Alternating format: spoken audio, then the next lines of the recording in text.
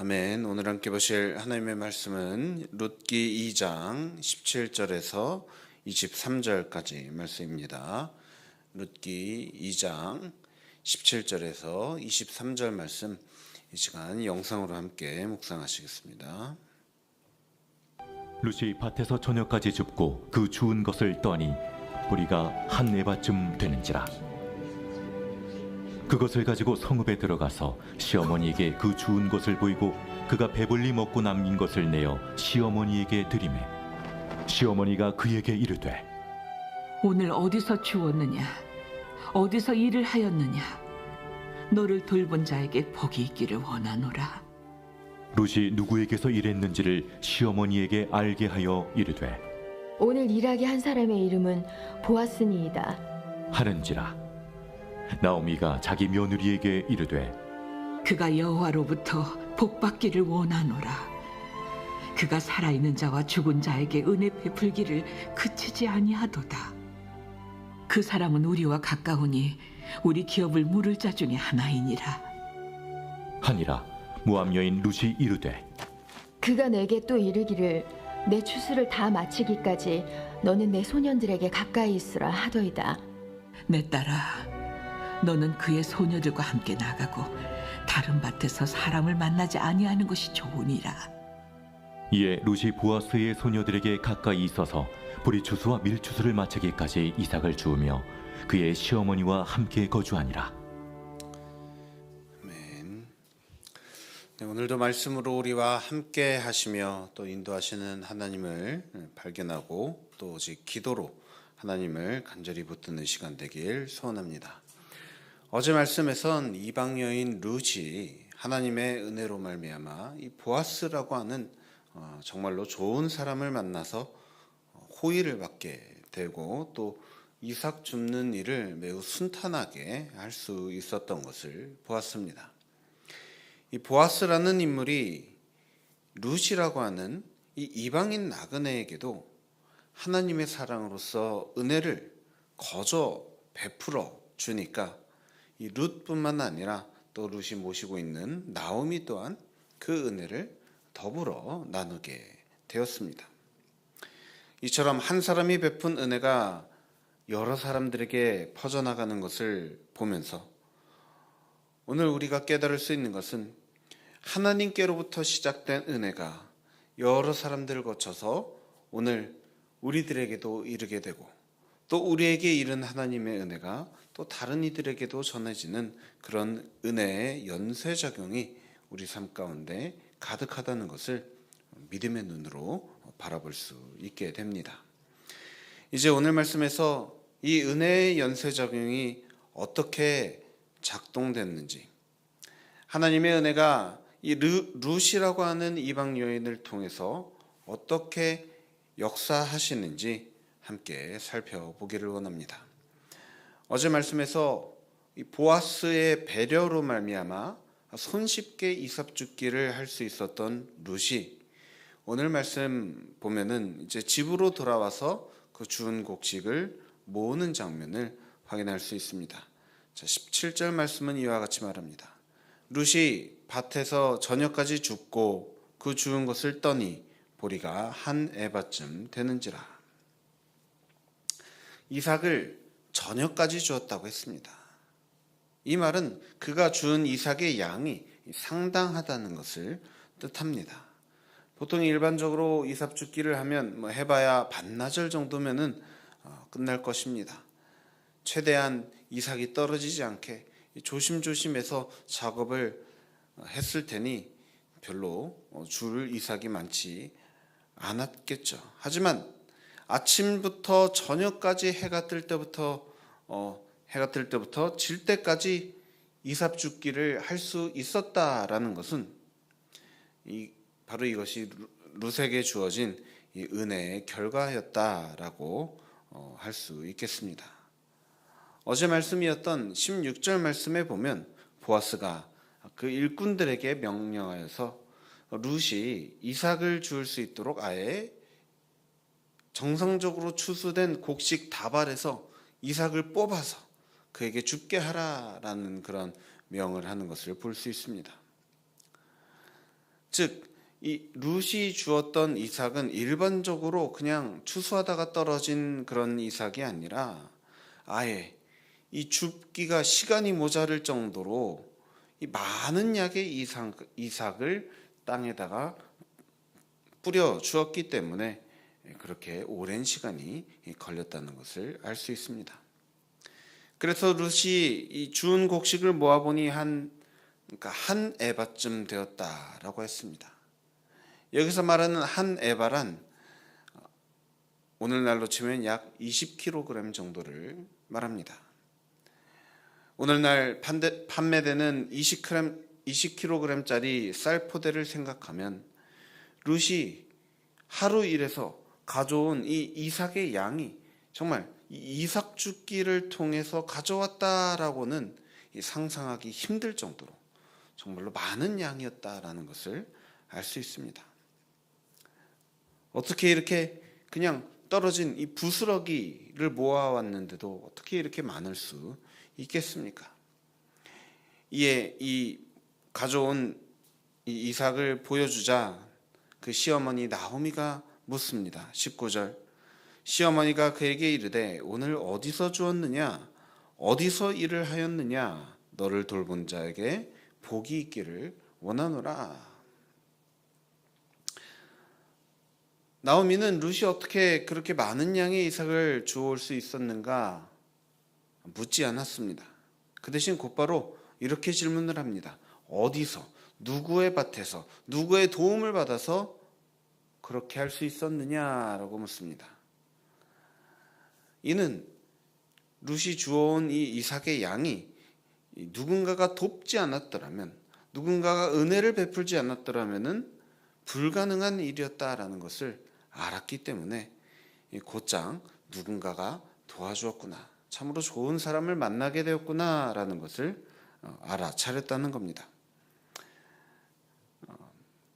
그래서 누가 도와줬는가 궁금해하던 나오미에게 룻은 말합니다. 오늘 일하게 한 사람의 이름은 보아스니이다. 이 보아스라는 이름을 듣자 나오미는 곧장 그에게 축복의 말을 합니다. 그런데 그 내용이 조금은 특이합니다. 그가 여호와께로부터 복받기를 원하노라. 그가 살아있는 자와 죽은 자에게 은혜 베풀기를 그치지 아니하도다. 사실 따지고 보면 보아스가 긍휼히 여기고 도움을 준 대상은 이방 여인 룻이었습니다. 그런데 나오미는 룻에게 도와줘서 고맙다라는 게 아니라 심지어 죽은 자, 즉 자신의 죽은 남편과 또 죽은 아들들에게까지 은혜를 베풀어 줬노라 말을 하고 있는 것입니다. 어째서 이런 고백을 했던 것일까요? 이어서 나오미가 말하기를 그 사람은 우리와 가까우니 우리 기업을 물을 자 중에 하나이니라 라고 했습니다. 앞서 나오미는 모압에서부터 자신을 따라오려고 했던 며느리들에게 그들에게 더 이상 줄 아들이 없노라며 이제 아들을 낳아서 너희들에게 주는 것은 불가능하다 하면서 그 며느리들을 친정으로 돌아가라며 고향으로 돌아갈 것을 명하는 그런 장면을 보았습니다. 이처럼 남편을 잃은 과부가 홀로 남겨져서 보호받지 못하는 그런 일이 일어나지 않도록 율법은 그 가정 안에서 이 과부를 책임져 줄 것을 요구합니다. 그래서 이 형수의 먼저 이제 형이 결혼했다가 죽었다면은 그 동생이 형수를 취하는 그런 형수 취소제라는 것이 있었는데, 그런데 오늘 본문 20절 말씀에서 나오미의 이야기를 통해서 또 알 수 있는 것은 그 가정 안에서 책임을 지게 하는 것 외에도 또 다른 제도가 존재하는데, 만약 가까운 친족이 있다면 기업을 물을 수 있게 하는 제도가 있었다는 겁니다. 이것을 고엘 제도라고 부릅니다. 그래서 나오미는 룻이 이런 보아스에게서 이런 호의를 받게 된 것은 아마도 보아스가 이 고엘 제도에 대해서 알고 있고 이 고엘 제도를 통해서 룻을 책임져 주기로 마음을 먹었구나, 이런 생각을 하고는 참 이런 제도를 허락해 주신 하나님께 감사와 찬양을 올려드렸던 겁니다. 하지만 실제로 보아스가 룻을 보자마자, 룻을 알게 되자마자 고엘 제도를 따르려 했는지는 미지수입니다. 앞서 11절 12절 말씀에서 보아스가 룻에게 이런 말을 했던 적은 있습니다. 내 남편이 죽은 후로 내가 시어머니에게 행한 모든 것과 내 부모와 고국을 떠나 전에 알지 못하던 백성에게로 온 일이 내게 분명히 알려졌느니라. 여호와께서 내가 행한 일에 보답하시기를 원하며 이스라엘의 하나님 여호와께서 그의 날개 아래에 보호를 받으러 온 내게 온전한 상 주시기를 원하노라. 보아스는 이 룻이라고 하는 여인이 참으로 귀한 며느리다, 참 이러한 생각을 갖고서 그런 귀한 며느리, 참 어려운 상황에 있는 룻을 도와주려는 생각은 분명히 했던 것 같습니다.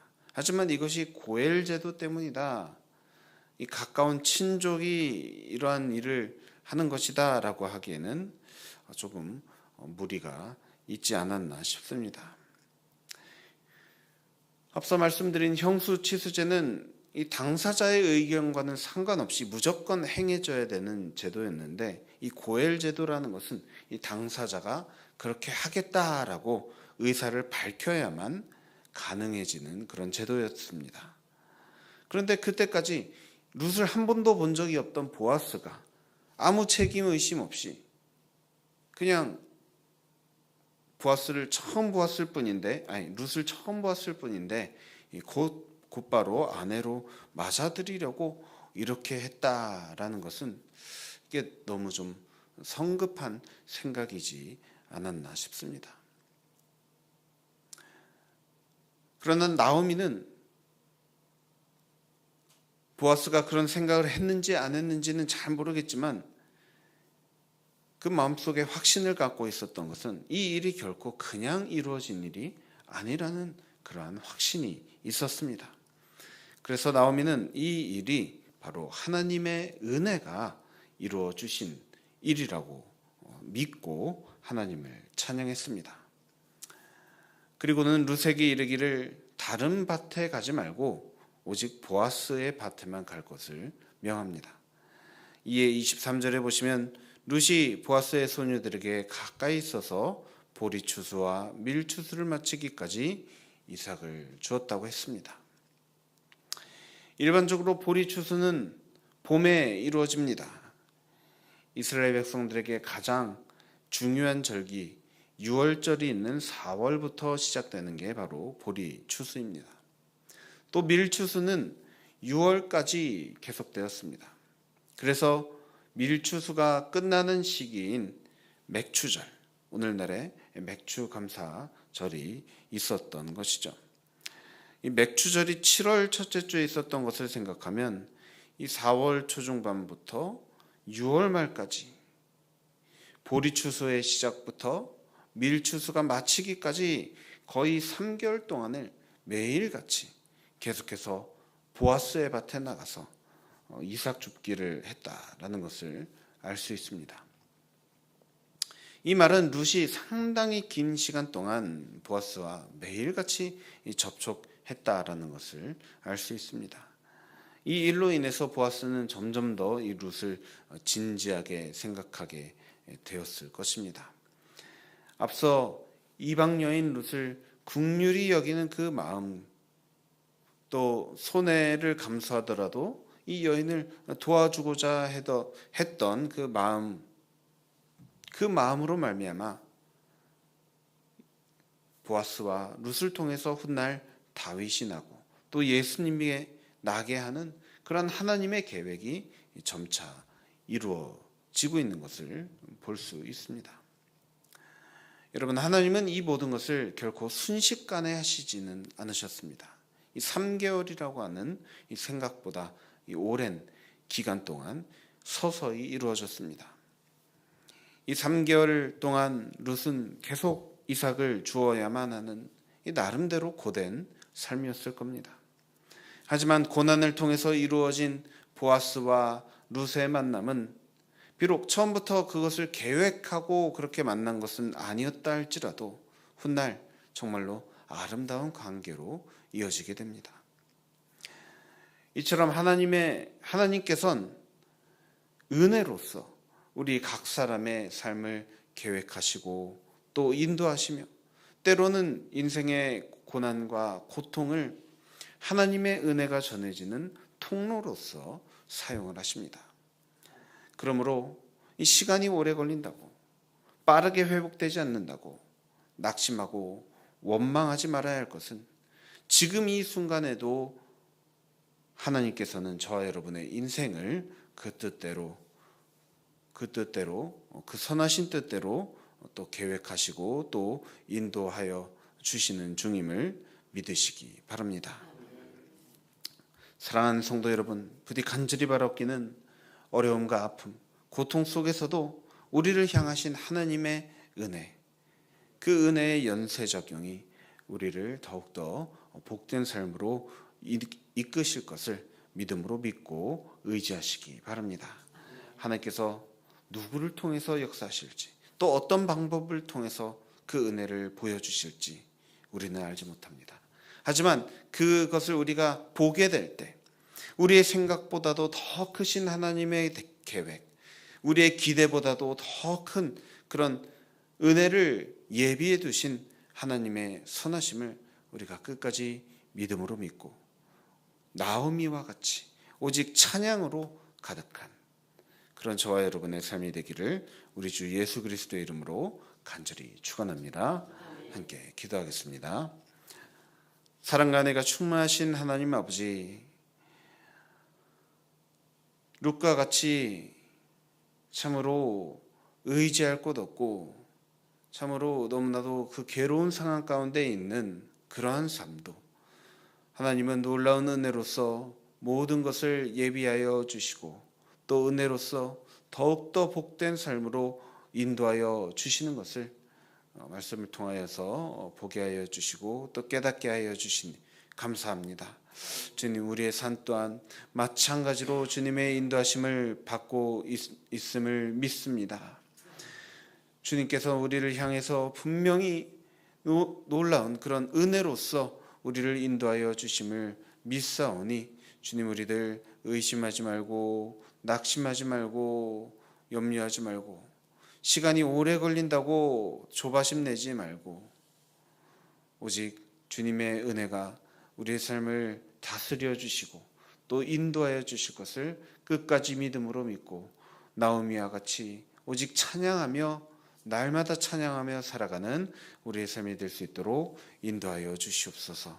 우리 입술에 근심, 걱정, 염려, 원망하는 말보다 주님을 찬양하는 주님의 선하심과 주님의 인도하심, 주님의 은혜를 날마다 찬양하며 살아가는 복된 입술 만들어 주옵소서. 감사드리며 모든 것을 살아계신 우리 주 예수 그리스도의 이름으로 간절히 기도드립니다. 아멘.